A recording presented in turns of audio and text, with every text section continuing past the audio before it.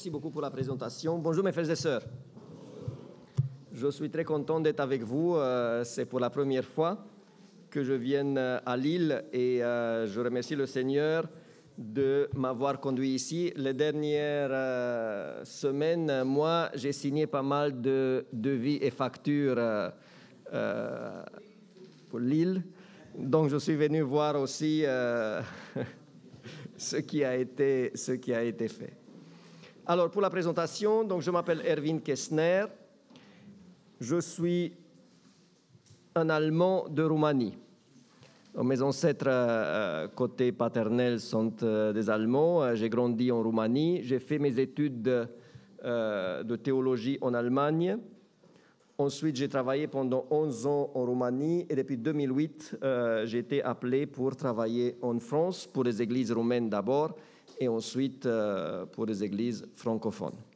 Depuis 2 ans, je suis trésorier de la fédération et depuis 4 ans, je suis aussi responsable de la gestion chrétienne de la vie. D'ailleurs, je suis ici avec ma casquette de responsable GCV, car je le dis, en semaine, je suis trésorier. Le sabbat, je suis quand même pasteur tout d'abord. Et mon cher frère m'a demandé aussi de dire que je fais aussi voilà, ça sonne un peu comme la pub, ça ne me plaît pas trop, mais comme on me l'a demandé, donc je fais des méditations sur YouTube, sur le site de la YouTube de la Fédération, où vous avez la pensée du jour chaque jour et une fois par semaine les méditations que je fais. Donc vous êtes invité de vous abonner et de regarder les programmes sur YouTube. Voilà, ceci pour la présentation. Maintenant, permettez-moi de passer à la parole du Seigneur. Le thème d'aujourd'hui est intitulé « Chrétien ou disciple ». D'ailleurs, peut-être que vous vous demandez pourquoi je ne parle pas de l'argent. C'est volontiers, parce que ma devise et ma vision est que pour faire rentrer de l'argent, il faut faire la mission. Sans mission, il n'y a pas d'argent. Avec la mission qui est faite bien, on n'a même plus de besoin de demander de l'argent. Après, mon thème est comment devenir disciple et j'ai un programme en au moins 3 pas. Aujourd'hui, on va essayer de faire le premier pas en avant vers ce qui devrait être un disciple. Pour les 2 autres, et à la fin, ça va être aussi un peu parler sur les finances, il va falloir que vous m'invitiez pour des prochaines fois. Alors, mes frères et sœurs, pour aujourd'hui, ce que je me propose de faire est de nous motiver à investir surtout dans notre relation avec le Seigneur, dans notre spiritualité. Ce que je me propose de faire est de nous motiver pour qu'on devienne des disciples. Et la parole de Dieu me donne raison. Nous allons lire Matthieu 28, 18 à 20. Un passage que nous connaissons tous, je pense. Jésus, s'étant approché, leur parla ainsi. « Tout pouvoir m'a été donné dans le ciel et sur la terre. Allez, faites de toutes les nations des chrétiens, des adventistes de 7e jour. » C'est ça? Des disciples. Alors, augmentez-moi, s'il vous plaît, un peu la puissance, parce que ma voix est un peu entamée et je risque de l'élever. Et puis, ça, en ce moment-là, merci beaucoup. Faites de toutes les nations des disciples, les baptisant au nom du Père, du Fils et du Saint-Esprit. Trop souvent, nous nous sommes contentés de baptiser des personnes, de nous donner de la peine pour le faire, et une fois que c'était le cas, on s'est dit, on a fait le job, ça y est. Et ensuite, beaucoup sont restés au niveau de chrétiens sans jamais devenir des disciples. Ce matin, je vous invite à voir quelques différences importantes entre un simple chrétien et un vrai disciple.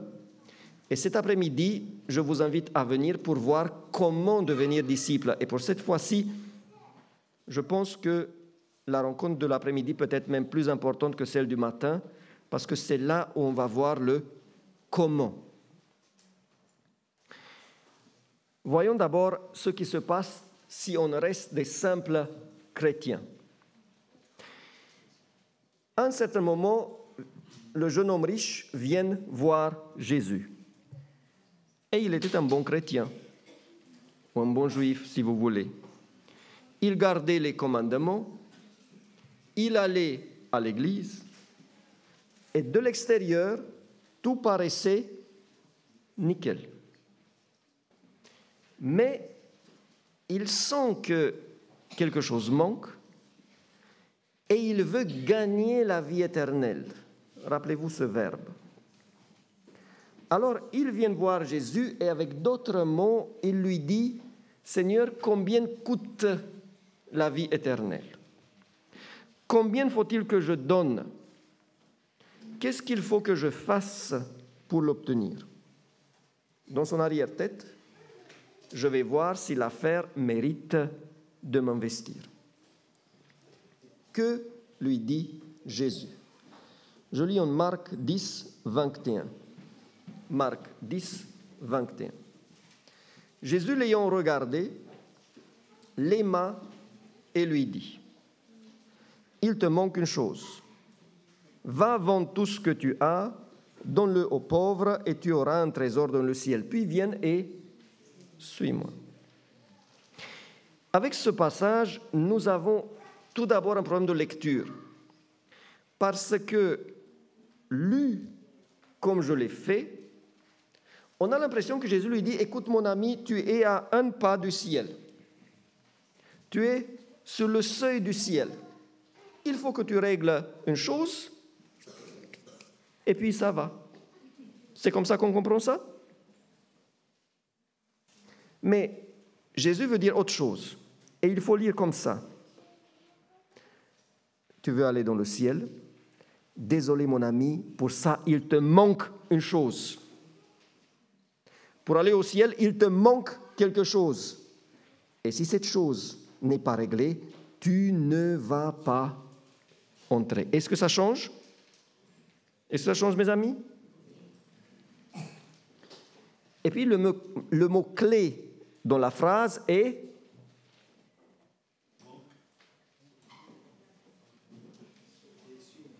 « Viens et suis-moi ». Jésus lui dit, « Si tu veux entrer dans le ciel, alors deviens mon disciple. Suis-moi. Si tu restes en tant que tel, un bon juif, un bon chrétien, tu ne vas pas y aller. C'est si simple que ça. » Malheureusement, ça lui a paru trop cher. Il a pensé qu'il va faire une mauvaise affaire. Et parce qu'il n'a pas voulu aller jusqu'au bout et devenir disciple, il a quitté Jésus et il a perdu le salut. Mes amis, nous parlons d'une chose sérieuse. Ce n'est pas l'option ici entre un bon chrétien et un très bon chrétien. Je ne suis pas le meilleur, mais je suis déjà acceptable. Non. Si je ne réponds pas positivement à cette invitation que Jésus me fait et te fait, viens et suis-moi, je ne vais pas aller dans le ciel. Point. Ce n'est pas un jeu ici. Il s'agit de notre salut, de notre vie éternelle. Je ne peux pas accepter Jésus sans devenir son disciple. Maintenant, est-ce que ça nous intéresse de savoir qu'est-ce que ça veut dire être disciple? Donc ce matin, on va voir ce que ça veut dire. Et cet après-midi, on va voir comment y aller. Comment devenir disciple en 7 pas. Premièrement, le chrétien aime beaucoup les églises spectacles, ou cirque, ou cinéma si vous voulez. Et comment sont les spectacles? Tu regardes le programme pour voir ce qu'on présente. Est-ce qu'il y a un bon film?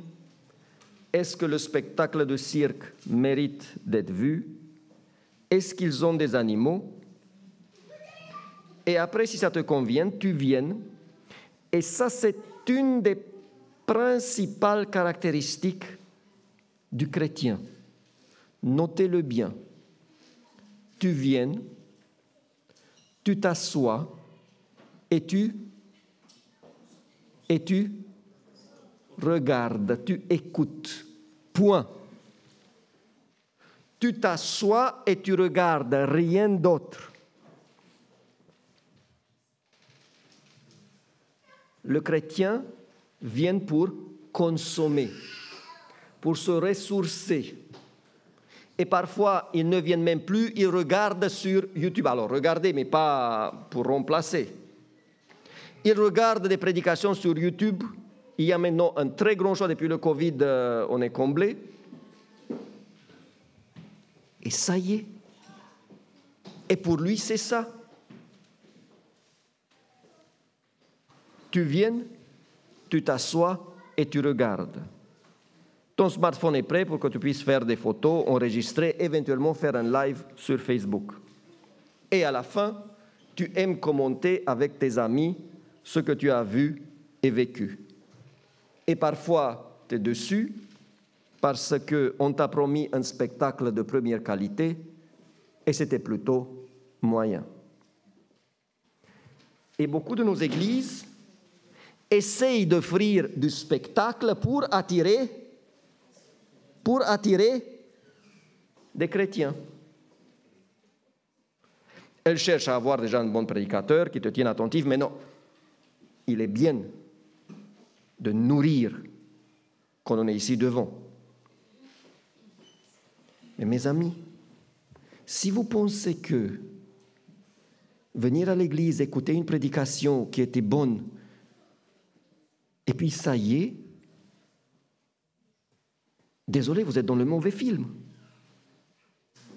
C'est pas ça. Systématiquement, les moments de musique et louange occupent de plus en plus de place. Et ce qui est raccourci est... Vous savez, quand il y a un programme spécial, chaque fois, on vient voir le prédicateur pour lui dire « S'il vous plaît, pasteur, vous savez, le programme est très chargé. Il faut raccourcir la parole. » Maintenant, je fais une parenthèse. Je peux me permettre en tant que responsable GCV. Il comprend tout. Par rapport à la musique, quel est le rôle de la musique dans le culte? Parce que parfois, on aimerait avoir 1 heure de musique, 5 minutes de parole, comme ça c'est parfait, on ne s'ennuie pas. Quel est le rôle de la musique dans le culte? Il y a 2 rôles légitimes de la musique dans un culte. Vous savez lesquels? 1, c'est louer le Seigneur. Premier rôle. Et c'est pour ça qu'il faut réfléchir à choisir des chants qui plaisent à qui? Voyez, ça c'est une réflexion théologique.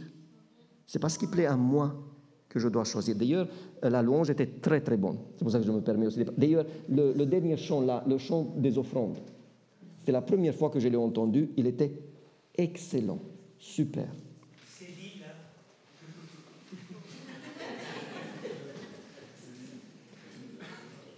Deuxième rôle de la musique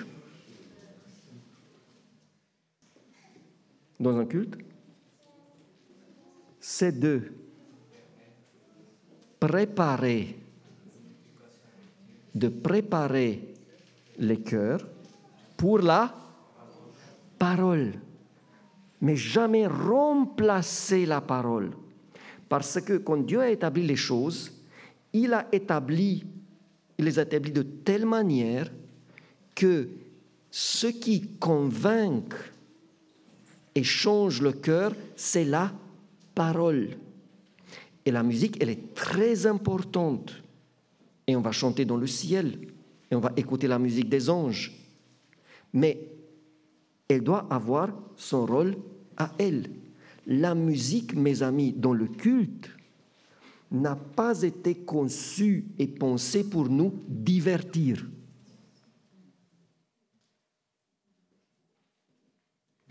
Si on l'utilise pour cela, on l'utilise mal. Elle est là pour louer le Seigneur, elle est là pour préparer le cœur, pour ouvrir le cœur pour la parole de Dieu. Parenthèse fermée. C'est aussi très apprécié dans les églises spectacles, l'animation pour les enfants. Nous aimons placer nos enfants dans les mains des animateurs et après on regarde le spectacle tranquillement. Maintenant, les spectacles ne sont pas gratuits. Rien n'est gratuit, mes amis. Tu veux un bon spectacle, il faut contribuer financièrement. Tu dois contribuer aux dépenses, 10% des revenus sur le forfait de base, et en plus on attend des dons et des offrandes. Parce que le chrétien, il est un spectateur payant. Et c'est pour ça qu'il a des prétentions. Parce que je paye et je veux avoir quelque chose en retour. Beaucoup de contemporains de Jésus étaient déjà des gens de ce type. Ils venaient nombreux l'écouter parce qu'il prêchait bien. Et regardez une chose, combien de personnes venaient écouter Jésus prêcher? Combien? Des foules. Des foules. Combien de personnes l'ont accepté comme Messie et l'ont suivi? Oui, mes amis,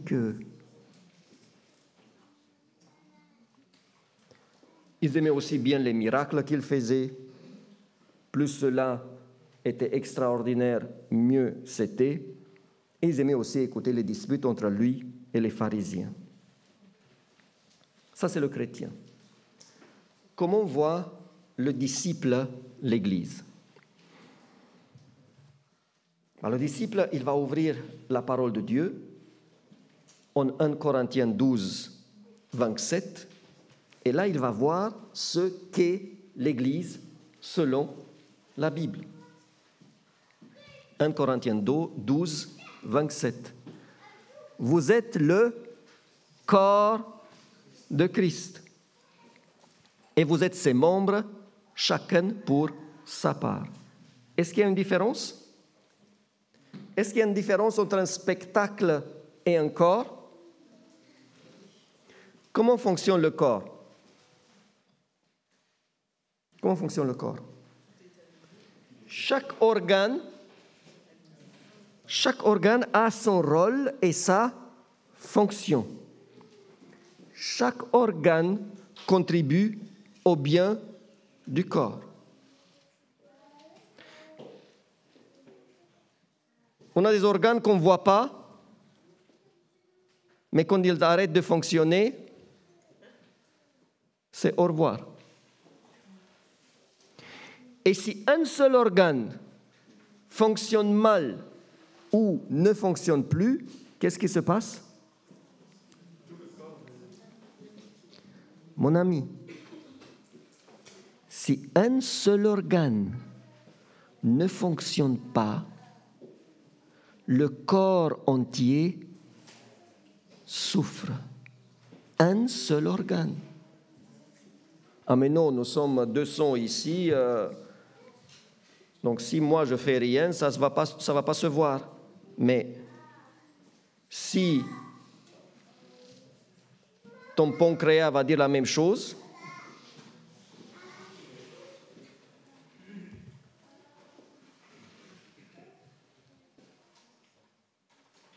si vous allez voir le médecin,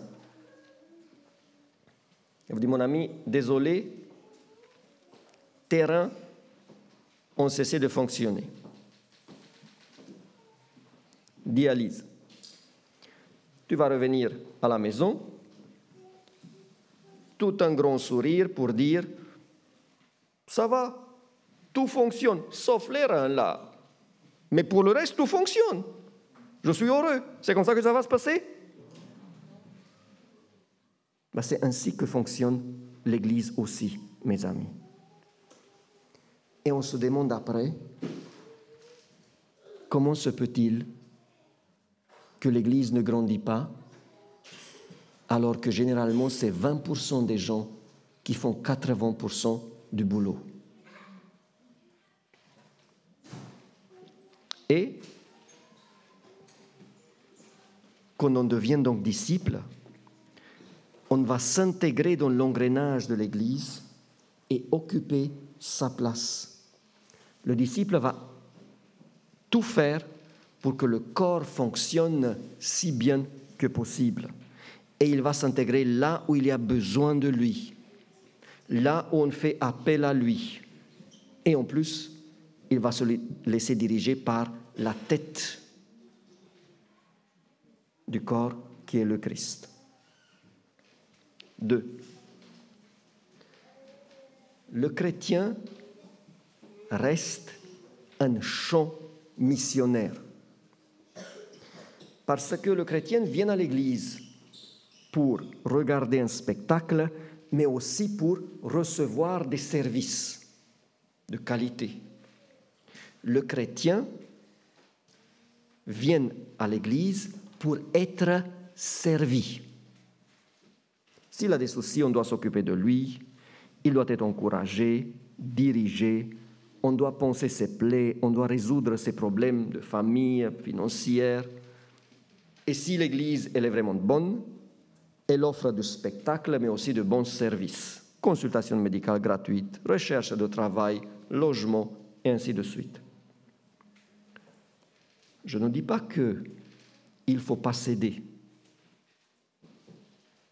Mais le chrétien étant membre de l'Église, il consomme de ses ressources parce qu'il ne marche pas sur ses deux jambes. Tu dois t'occuper de lui, sinon tu vas le perdre. Et tu dois mettre parfois 4-5 personnes autour de lui pour ne pas le perdre. Et si tu as 20 personnes comme ça, et pour chacune tu as 4-5, qui va faire encore la mission?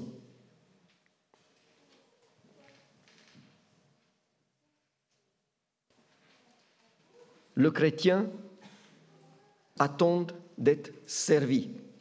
Et parfois,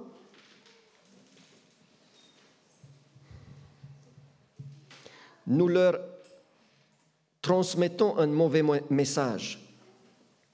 Parce que il y a des gens qui viennent, qui sont intéressés et qui se disent, ces gens-là s'occupent si bien de moi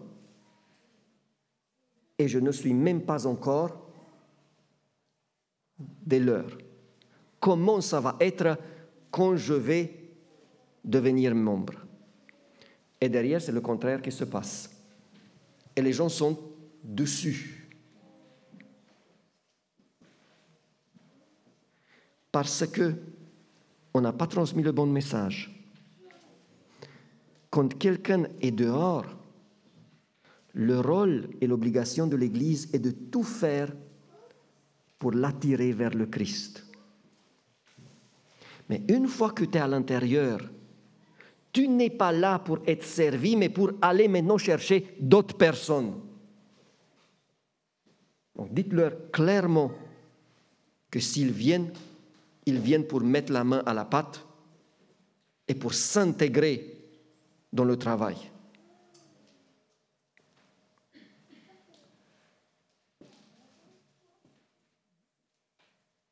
Le disciple, c'est logique, lui, il est un missionnaire. 1 Corinthiens 9, 19. Car bien que je sois libre à l'égard de tous, je me suis rendu le serviteur de tous afin de gagner le plus grand nombre. Le disciple, il est là pour gagner des âmes pour le Christ. C'est son plus grand désir. Parfois, il le fait à l'intérieur de l'Église en essayant à aider les gens de devenir disciples. Mais quand ça fonctionne bien, il va vers l'extérieur et d'une manière ou d'une autre. Il n'y a pas une seule méthode, on va voir ça cet après-midi. Il essaye d'attirer les gens vers le Christ. Attention, on attire des gens non pas à l'Église, mais vers Jésus. C'est Jésus qui doit les conduire à l'Église. Vous avez compris? Ce n'est pas l'Église qui sauve. C'est l'Église de Dieu, je suis convaincu, c'est pour ça que je suis pasteur ici. Mais c'est Jésus qui doit les amener à l'Église, pas moi. Moi, je dois les conduire vers le Christ. Un vrai disciple doit avoir au moins un projet missionnaire personnel, mes amis, j'insiste. Il y a la mission de l'Église, on va discuter de ça aussi cet après-midi. Mais un disciple du Seigneur doit avoir au moins un projet missionnaire personnel à lui. Comment puis-je être missionnaire si je n'ai même pas un projet?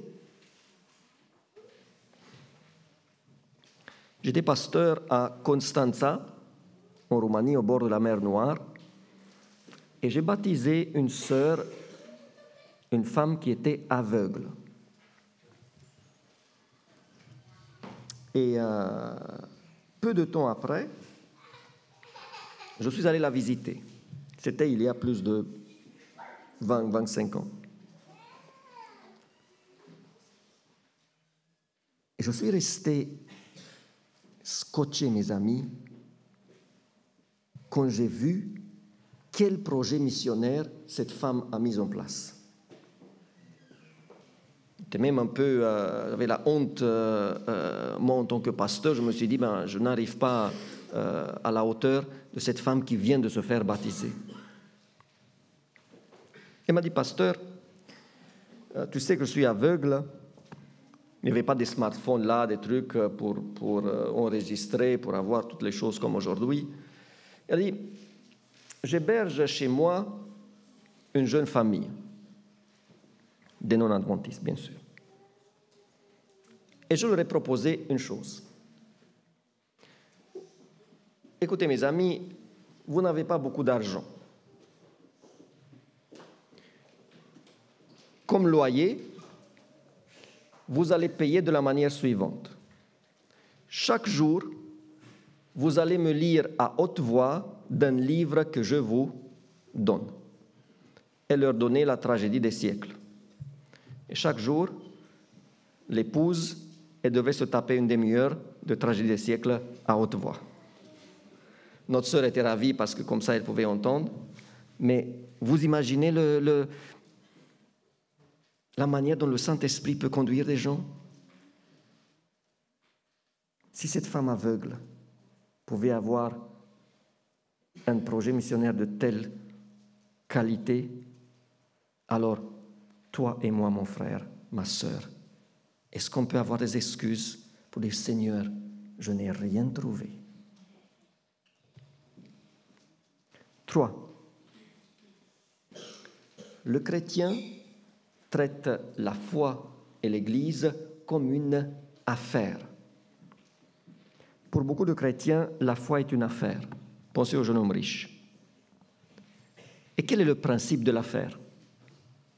Quel est le principe de l'affaire? Je donne, je fais pour recevoir plus. C'est ça l'affaire. Je fais quelque chose pour toi pour qu'à la fin, je sois gagnant. Si je ne reçois pas, je ne fais plus. Je fais une autre parenthèse. Beaucoup de soucis apparaissent dans nos familles parce qu'on voit la famille comme une affaire.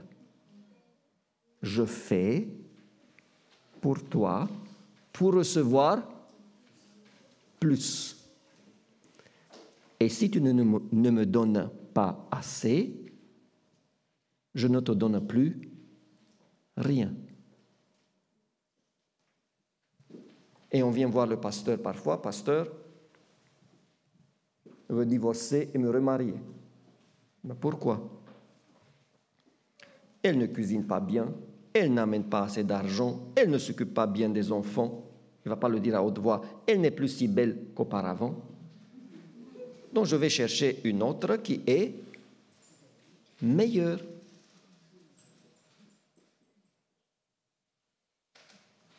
Et on ne sait pas que le Seigneur n'a jamais pensé la famille comme une affaire. Vous savez ce qu'est la famille?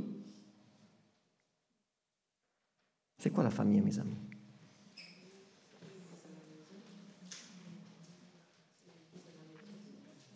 La famille est une école. Dieu a conçu la famille, entre autres, comme une école. C'est une école qui doit nous préparer. Ce n'est pas la seule école. Heureusement, les célibataires ont aussi une voie. Mais c'est la meilleure école pour nous préparer à être prêts pour le ciel. La famille nous prépare pour avoir le diplôme pour entrer dans le ciel. Parce que c'est là où on se frotte, pour avoir un caractère digne du ciel. Parenthèse fermée. Et beaucoup de fois, nous promettons aux gens de venir à l'église pour faire une bonne affaire. Alors, je vais prendre un ou une... J'espère pas me tromper, ma sœur, s'il vous plaît. Vous, quel âge avez-vous? 21, c'est parfait, c'est facile aussi à calculer. Donc, attention, 21 ans. Je vais même dire 20, comme ça c'est encore plus facile. Est-ce que 100, 100, ça te convient comme limite supérieure? Très bien, moi aussi, je signerai tout de suite et moi je n'ai encore moins jusque-là que toi. Donc, regarde-moi bien et dis-moi si c'est une bonne affaire. Donc, de ton âge maintenant jusqu'à 179 ans, tu vas, entre autres, avoir de galères, de souffrances, tu vas te battre avec des soucis, renoncer pour la foi. Parfois, ça va être aussi bien, mais de toute façon, il y a beaucoup de choses à... Ça va être dur. Disons que, dans le pire des cas, ça va être très dur. 79 ans, mais derrière, c'est une éternité, des centaines et des centaines et des milliers d'années de joie, de bonheur, de... Est-ce que ce n'est pas une bonne affaire? C'est une bonne affaire. Donc, on invite les gens pour faire des affaires. Et quand les gens font des affaires, ils sont très sensibles quand ils ont l'impression d'être trompés. Je viens à l'église, je m'implique, mais en retour, je vais écouter des bonnes prédications. J'exige que les gens se portent bien avec moi. Je souhaite être valorisé, avoir des postes qui me correspondent. Sinon, je quitte l'affaire et je vais chercher ailleurs. Ou je me suis engagé à ne plus manger de la viande de porc, de ne plus travailler le sabbat. Maintenant, on me demande en plus d'être végétarien, de renoncer à la télé, de faire de l'évangélisation. Ce n'était pas le deal. C'est trop. Le chrétien est un prestataire de service. Spectateur payant. un prestataire de service et il exige qu'il soit récompensé comme il le faut, sinon il devient un gilet jaune.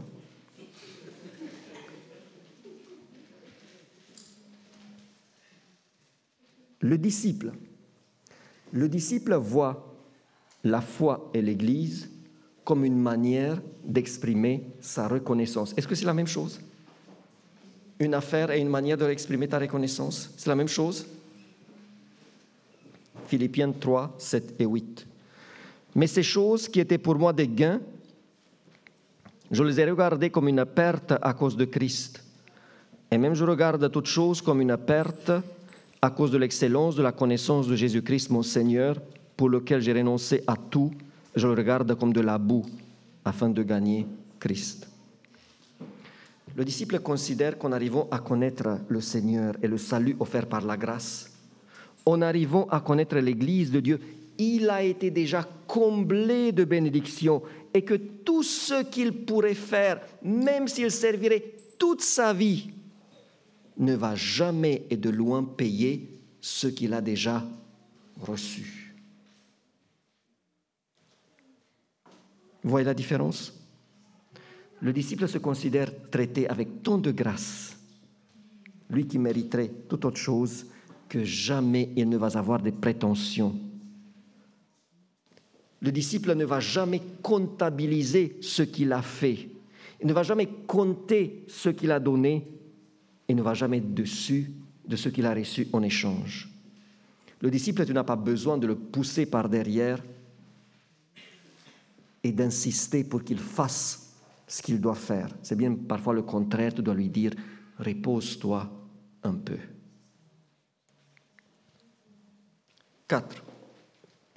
Le chrétien offre à Dieu des cadeaux. Ce qu'il donne à Dieu, il considère comme des cadeaux et attend en retour. Quand tu donnes à quelqu'un un cadeau, la moindre des choses que tu attends de lui, c'est qu'il soit reconnaissant. Donc le chrétien donne à Dieu des dons, des cadeaux matériels. La dîme, il donne comme un cadeau. Ensuite, des offrandes pour soutenir l'évangélisation, l'œuvre de bienfaisance, les constructions, la mission à l'étranger.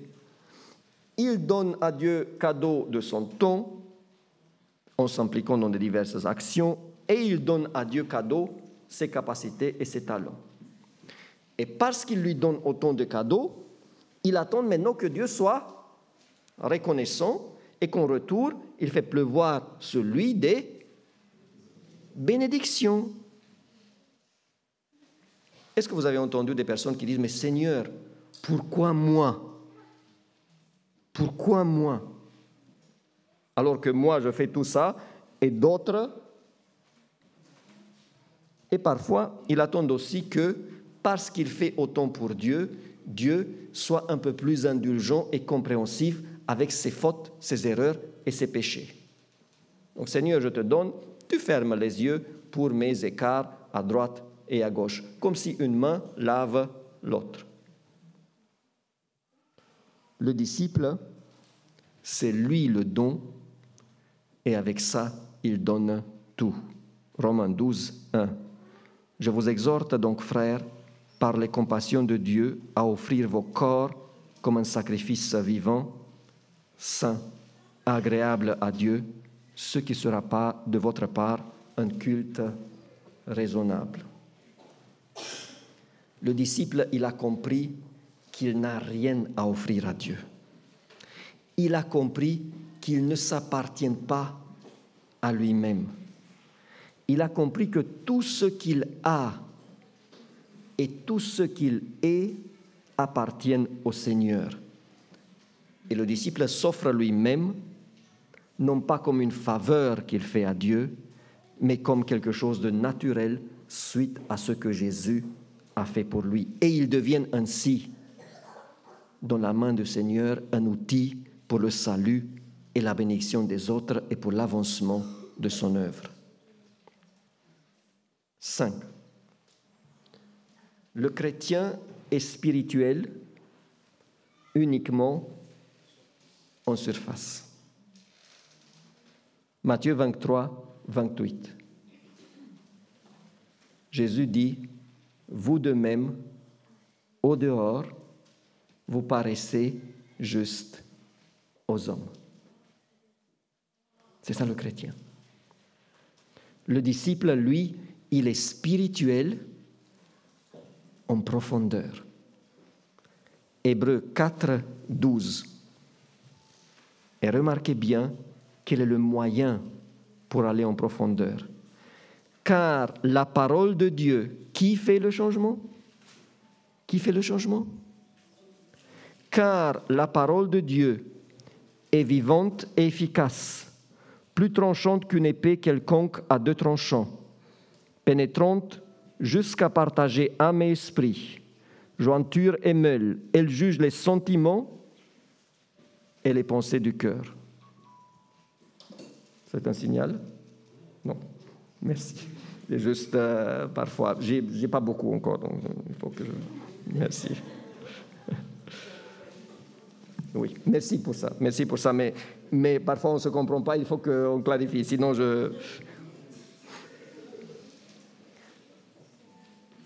Le chrétien participe à des rencontres et des réunions de prière et il écoute des prédications.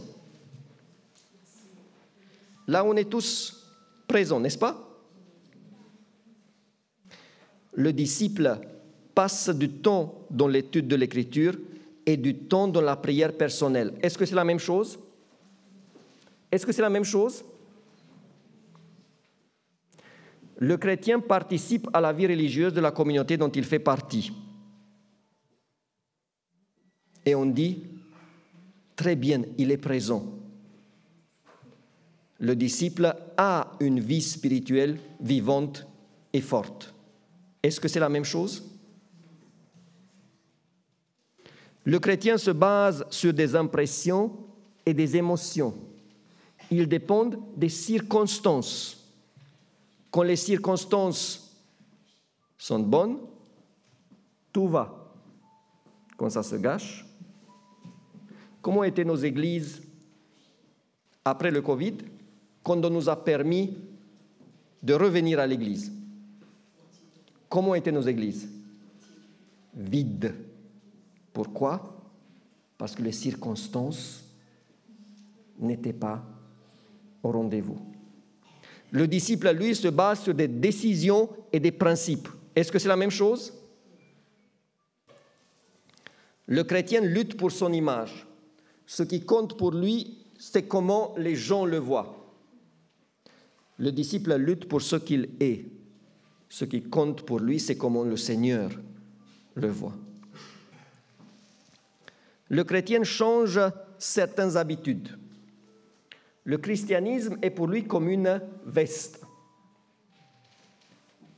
Et il sait très bien s'habiller de la belle veste du chrétien. Mais gare, mes amis, parce que parfois il enlève sa veste. Et je vous conseille de vous tenir éloigné d'un chrétien en train d'enlever sa veste. Parce que souvent, il reste des dégâts derrière. Mieux vaut prendre la distance. Ou c'est comme, surtout pour nous les hommes, on est de la voiture et quelqu'un nous fait une manœuvre là qui n'est pas la plus jolie. Donc pour 30 secondes seulement, on enlève la veste du chrétien, on dit ce qu'on a à dire, et puis on est à nouveau.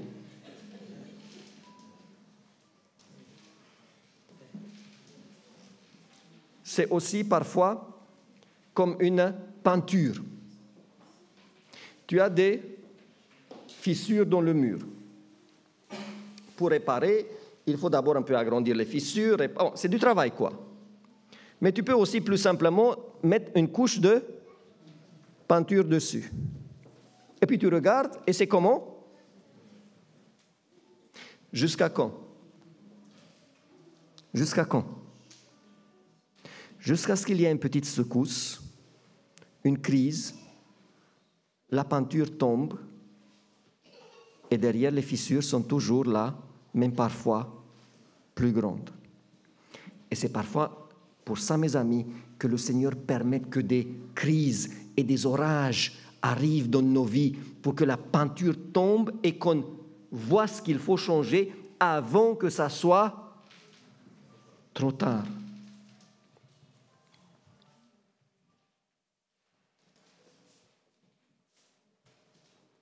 Le disciple, lui, est transformé en profondeur. Son caractère est changé. Ses attitudes, ses principes de vie s'orientent selon la vie de Christ. Et enfin, 6, le dernier point. Comment voit le chrétien et le disciple Jésus et quel est leur but de la vie? Le chrétien voit Jésus comme une aide dans les temps difficiles. Il fait appel à Jésus quand il a besoin. Il crie à Jésus quand il est dans une impasse, quand il ne sait pas ou plus par où aller. Pour le reste, c'est lui qui mène le bateau, c'est lui qui prend les décisions, et celles-là sont en fonction de lui-même, de ses avantages et de ses plaisirs à lui. Et le but de la vie d'un chrétien est d'avoir une vie accomplie ici-bas et en plus la vie éternelle. C'est pas parfait ça? Le disciple. Comment voit le disciple le Christ? Le disciple voit en Christ un maître qu'il doit suivre. 1 Corinthiens 11, 1. Soyez mes imitateurs comme je le suis moi-même de Christ, dit l'apôtre Paul. Le disciple suit le Christ. Il vit par le Christ et pour le Christ. Le Christ est en lui et lui, il est en Christ. Son désir le plus ardent est de plaire à Christ, d'être digne de lui. Et vous savez quel est le but final d'un vrai disciple?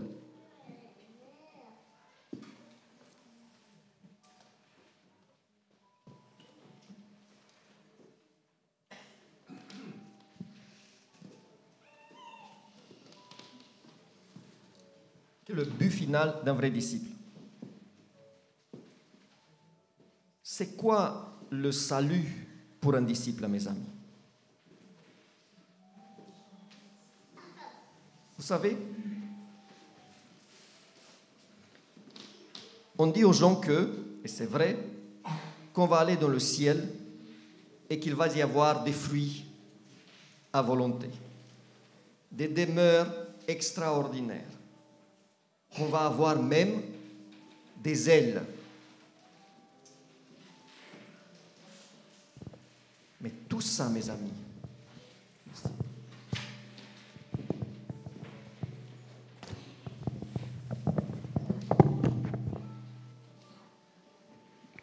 tout ça, mes amis, ce ne sont que des accessoires. Parfois, on promet aux gens des accessoires pour venir à l'église.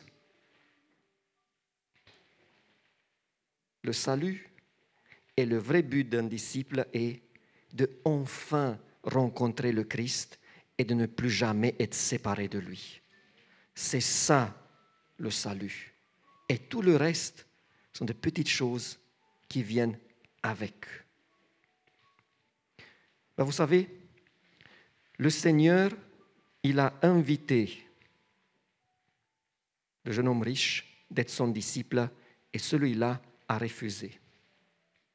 Mais il a invité aussi l'apôtre Paul, pendant que celui-là s'appelait encore Saul. Et voilà comment il a répondu. Galates 2, 20. J'ai été crucifié avec le Christ.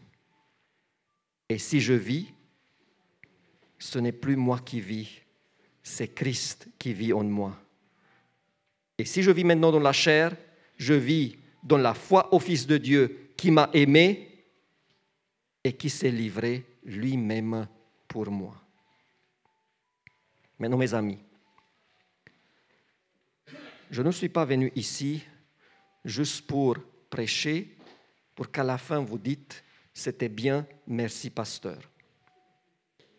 Je suis venu pour vous bousculer.